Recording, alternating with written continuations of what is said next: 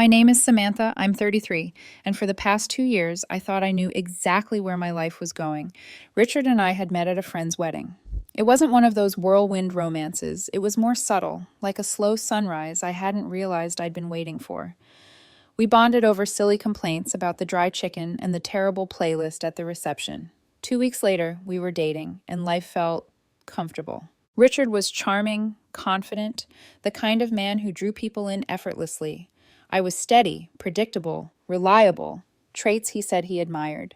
We fell into a rhythm: dinners, movie nights, walks in the park. I trusted that comfort was enough. Until that Tuesday in April. We were at his apartment, sitting on the couch with a muted reality show playing, laughing about a ridiculous scene, when he turned to me, serious, calm. "Samantha, we need to talk." 4 words. I've learned by now there's never anything good that follows. I set down my tea, forcing a calm I didn't feel. "Okay, what's up?" He sighed, like the conversation alone was exhausting him. "I don't think this is working anymore." The words hit me like a freight train. My stomach dropped, but I managed a neutral expression. "What do you mean?" "You're a wonderful person," he said slowly, almost reluctantly, "but predictable, safe, comfortable. I want someone extraordinary, someone exciting, someone who challenges me." I blinked, stunned. 2 years. 2 years of dinners, family introductions, weekend trips, laughter, late-night talks, and he had been keeping a running mental list of everything he thought I couldn't be. "Is there someone else?" I asked, my voice steady, even as my heart thudded. "No," he said too quickly. "This isn't about someone else. It's about me realizing I've been settling for comfort when I could have extraordinary." I wanted to argue, to cry, to make him understand, but something inside me shifted. There was clarity in that moment, harsh and painful. I realized he wasn't attacking me. He was revealing his own fears and desires, and in doing so, he had given me a mirror. "You're saying I'm safe," I said quietly, "and that's not enough for you." He nodded. "Exactly." There was laughter after that. Not the teasing kind we shared, but a sharp, dismissive laugh, as if he were observing some minor curiosity in my inadequacy. And just like that, it was over. I left his apartment that night with no dramatic outburst. No screaming, no tears, no frantic calls. Only silence. Only thought. The drive home was quiet. And for the first time in years, I truly looked at myself, really looked, and made a mental note of every word he had said. Exciting. Passionate, risk-taking, extraordinary. Not for him, not for revenge, for me. The next morning, I woke with a single, burning thought. I was going to become everything he said I couldn't be. I started small. I hired a personal trainer, Marcus, who tore me down physically only to build me back stronger. My twice-a-week gym routine transformed into 6 grueling sessions, and within 3 months, I shed 20 pounds and discovered muscles I hadn't known I had. Then, the wardrobe. My closet had been full of neutral, safe pieces, blazers, cardigans, sensible shoes. I called a stylist, someone who understood vision and daring. Khakis went out. Tailored jeans and silk blouses went in. Shoes that turned heads replaced worn flats. Each outfit became a declaration. I am seen. I am bold. But the change wasn't only physical. I dared to dream differently. I finally signed the lease on a small office for a business I'd been too afraid to start. I booked a spontaneous weekend trip to the mountains, tried skydiving, despite my terror of heights, and even started taking Italian lessons, something I had always wanted but never had time for. Every yes to life outside my comfort zone was a quiet rebellion against Richard's words. Every small adventure made me feel alive in ways I hadn't felt in years. And slowly, a shift occurred. I wasn't chasing revenge. I was rediscovering myself. And that's when Liam entered my life. We met at a networking event for entrepreneurs. Sharp, witty, adventurous. He had a spark that both challenged and complimented me. We spoke for hours about everything from business plans to true crime podcasts, and I laughed in a way I hadn't since the breakup. Something inside me clicked. Maybe extraordinary wasn't just a word Richard had thrown at me. It was a life I could build for myself. The irony wasn't lost on me. The man who had dismissed my reliability as dull had unknowingly pushed me into the most exciting chapter of my life. By the time I left that night, I realized I wasn't broken. I wasn't too plain. I was just beginning to live. After that night, life felt like stepping into a different world. The Samantha who had left Richard's apartment was no longer just the careful, reliable woman who followed the rules and kept life comfortable. She was someone daring, someone willing to feel fully, even when it scared her. Marcus, my trainer, became my daily reminder that change hurt, and that hurt was good. My body transformed in ways I had never imagined. Stronger arms, leaner legs, a confidence that radiated in every step I took. I could feel Richard's words, predictable, safe, fading as I lifted weights heavier than I'd ever dared before. Then came the wardrobe overhaul. I remember standing in front of my new mirror, spinning slowly in a fitted blazer, heels clicking against the hardwood floor, hair freshly styled. I barely recognized myself. Gone were the neutral tones, the safe choices. In came bold colors, textures, silhouettes that demanded attention. Not for anyone else, but because I wanted to feel like someone who belonged in her own story. But physical change was only the beginning. I opened a notebook and wrote down every risk I had ever been too afraid to take. The ideas that had scared me, starting my own consulting business, taking a weekend road trip alone, trying Italian lessons. One by one, I ticked them off, sometimes trembling, sometimes laughing with disbelief that I had the nerve. I started small. A solo trip to a nearby coastal town, just me, my camera, and a journal.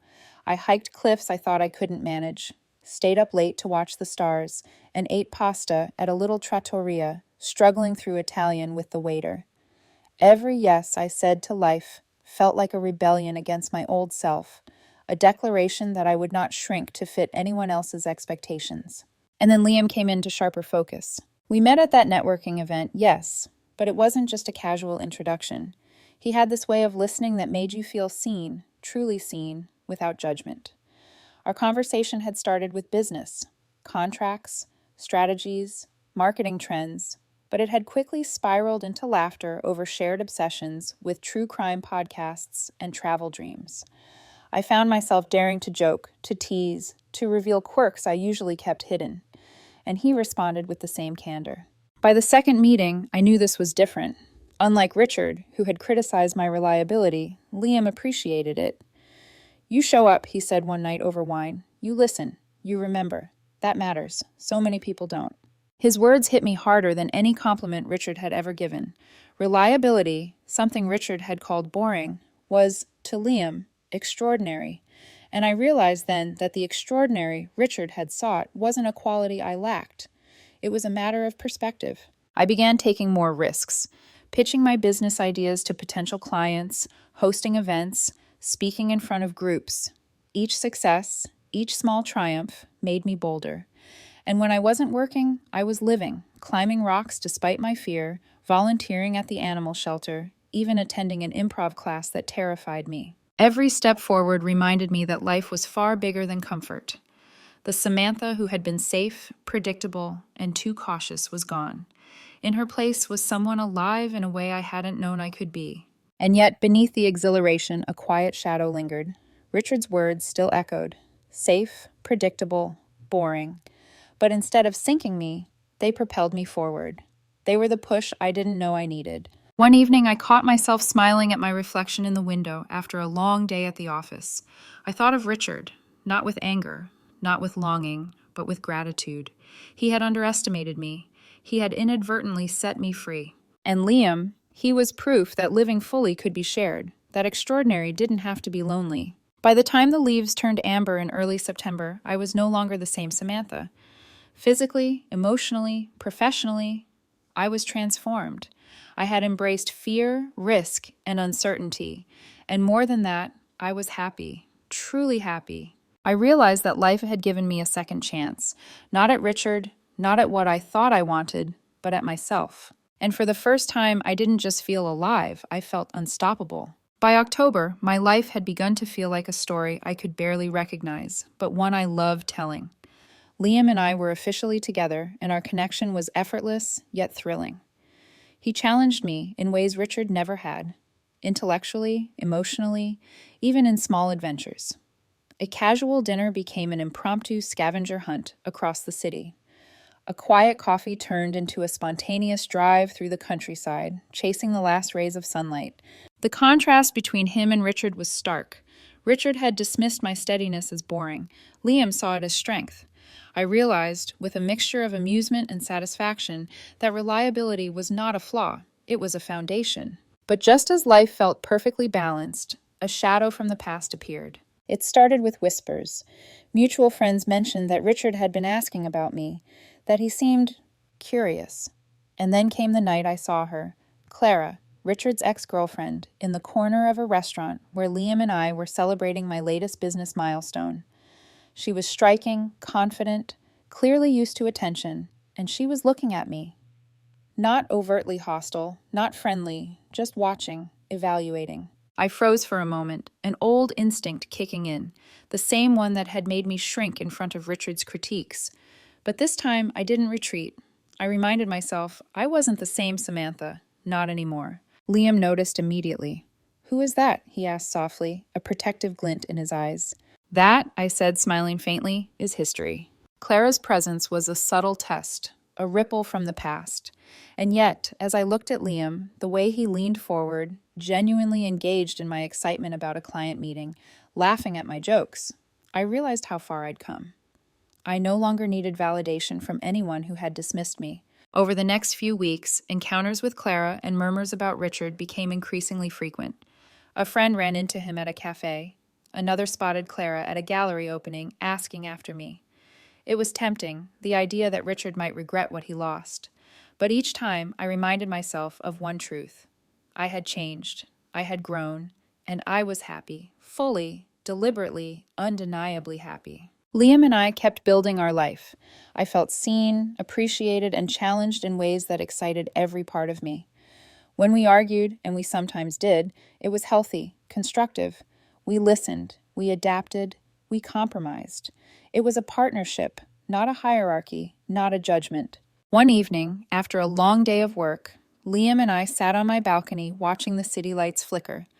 He held my hand, and I felt the warmth of stability and adventure at the same time. "You've changed," he said quietly. "Not just your routine or your business. You're different, happier, alive. And it suits you." I smiled. It wasn't easy. Some days I wanted to quit, but it was worth it. "And Richard?" he asked gently, a knowing smile teasing him. "Gone," I said firmly. "He was the catalyst, but not my goal. Liam, you're my goal." That night, I understood fully. Love didn't have to come from heartbreak. It could come from growth. And yet the past had a way of lingering. Clara would appear now and then, a reminder of Richard's history, of what could have been. But instead of fear or anger, I felt amusement. Life had given me the final laugh. I was extraordinary, not because someone else said so, but because I finally lived as if it were true. And in that realization, I found an unexpected thrill. I had rewritten my story, and no one, not Richard, not Clara, not anyone, could take it from me. It started with a message, simple, polite, almost disarmingly calm. "Samantha, can we talk? I need to explain." My stomach twisted for a moment, but only briefly. I had changed. I knew who I was now, and who I wasn't willing to be again. I didn't respond immediately. Instead, I let the message sit while I reflected on everything. The heartbreak, the transformation, the adventures, the risks, and most importantly, Liam. The next day, Richard showed up at my office building. My assistant whispered, hesitant, "Richard is here to see you." I took a slow breath, straightened my posture, and walked to the lobby. There he was, familiar, yet somehow smaller than I remembered. The confidence that had once dazzled me now seemed forced, strained. He smiled, but it didn't reach his eyes. "Samantha," he began, voice careful, "thank you for seeing me. I wanted to apologize." I crossed my arms lightly, keeping my tone neutral. "You can apologize from there." He swallowed, taking a step closer. "I was wrong about us, about what I said, about you. I see now that I was short-sighted. I was selfish, scared, and I realize you were, and are, everything I could have wanted." I listened, letting the words wash over me without pulling at my heart. This wasn't the same woman he had left. This was Samantha, who knew her worth. "Richard," I said slowly, "I don't need validation from you. I don't need your realization. I've lived, I've risked, I've grown, and I'm happy, truly happy. He flinched slightly, and I allowed a small, calm smile. Liam? He asked carefully. Yes, Liam, I replied firmly. He's my partner. He's not just someone I'm dating. He sees me. He supports me. And unlike you, he values the life I bring into ours. Richard's mouth opened, closed, and opened again, searching for words. So, you're serious? I nodded. Completely. You wanted extraordinary. Liam doesn't make me extraordinary. I am extraordinary because I lived. I chose myself. And I won't go back. For a moment, silence fell. Then Richard exhaled sharply, a mix of disbelief and regret. I understand. I just hoped. You hoped? I asked, voice steady. Richard, I used to shrink myself for others. I used to play safe. That Samantha is gone. I'm not a second chance, a backup plan, or a lesson for you to learn. He lowered his eyes, nodding slowly. I see that now. Truly. I wish you happiness, Samantha. I have it, I said, a soft but firm smile forming. And I'm done hoping for recognition from someone who didn't see me. Richard lingered a moment longer, then turned and walked away. I watched him leave, not with anger, not with sorrow, but with a sense of finality and closure I had never felt before. Later that evening, Liam and I sat together on the balcony, glasses of wine in hand. Did he reach out? He asked casually. Yes, I said, leaning back, feeling the night air fill my lungs. And I told him exactly what he needed to hear. You did amazing, Liam said, squeezing my hand. I think he realized it too. I smiled, looking out over the city lights. Maybe, but it doesn't matter. I realized it too, and that's what counts. In that moment, I understood something essential. Closure wasn't about Richard. It was about me reclaiming my story, my power, my life. I had been underestimated, dismissed, even broken. But I had rebuilt myself into someone whole, fearless, extraordinary. Not because someone told me to, but because I chose to. And now, for the first time, I could truly say I am free. 6 months had passed since the confrontation with Richard. Life felt like a mosaic of moments I had once thought impossible. Thrilling, peaceful, chaotic, and deeply satisfying all at once. Liam and I had settled into a rhythm that balanced adventure with stability. Our weekends were full of road trips, new restaurants, and spontaneous city explorations. Our weekdays were filled with laughter over small victories in our work, and quiet evenings spent cooking together. I had traveled to Italy, something I'd always dreamed of. Walking through the streets of Rome, tasting fresh pasta in tiny trattorias and laughing as Liam and I struggled to haggle at local markets, I realized something profound. Life was extraordinary, not because someone else decided it should be, but because I chose to live it fully. My business had grown beyond my expectations. I had hired 2 more team members, taken on major clients, and begun mentoring other young women who wanted to step outside the boundaries of comfort. Each success reminded me of the journey I had endured and the courage it took to say yes to the unknown. And yet, the past never fully disappeared. I ran into Richard one morning at a coffee shop. He was alone, working on his laptop, and when he saw me, there was a moment of recognition, hesitation. Samantha, he said softly, standing, it's good to see you. I smiled politely. Good to see you too, Richard. He paused, then asked cautiously, You're still with Liam? Yes, I replied firmly, feeling no need to justify my happiness. We're very happy. I see that, he said, voice tinged with something like regret. I just wanted to say thank you. I see now what I didn't before. You're extraordinary, Samantha, not because of anything I said, but because you became who you were supposed to be. I nodded. Thank you, Richard. That means a lot. But my story is mine now. We parted ways without drama, without lingering tension. For the first time, the past felt truly behind me. Later that evening, Liam and I sat on the balcony, wine in hand, the city glowing beneath us. You look peaceful, he said, a grin spreading across his face. I am, I replied. I finally feel like I'm living, not just existing. I've learned that extraordinary isn't something someone else can define for me. It's something I create every single day. He reached for my hand, his warmth grounding me. I think you've always been extraordinary, he said, smiling. I just get to see it every day. And in that moment, I realized it was true. My heartbreak had been the spark. My transformation had been my gift to myself. And now, with Liam by my side, adventure and stability coexisted perfectly. I had rewritten my story, and it was beautiful. For anyone wondering if changing myself after Richard was healthy, the answer is simple. I didn't change for him. I changed because his words revealed a life I had been avoiding, a life I was ready to live. Meeting Liam wasn't the reward. It was a beautiful confirmation that living fully makes all the difference. And as I leaned against him, watching the city twinkle beneath us, I smiled. Yes, I was extraordinary, not because someone said I should be, not because someone left or returned, but because I had chosen to be. And that, I realized, is the most powerful thing of all.